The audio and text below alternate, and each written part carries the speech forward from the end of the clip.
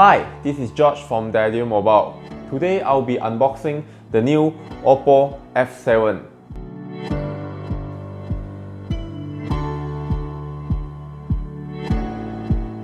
This is the new OPPO F7 and I gotten the red color variant. Let's unbox. First, you see the OPPO F7.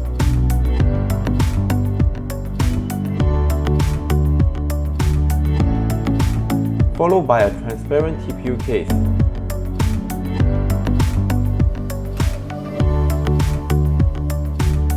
User guide manual, SIM ejector, power brick, earphone, and micro USB cable.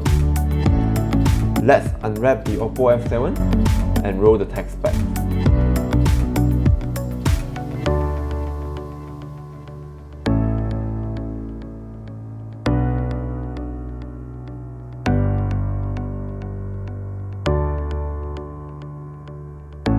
It uses a glass-like plastic on the back of the device, plays 16 megapixel camera, and a fingerprint scanner.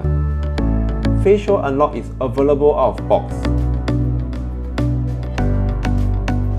On the right side of the F7 is the power button and dual SIM with a dedicated micro SD card slot.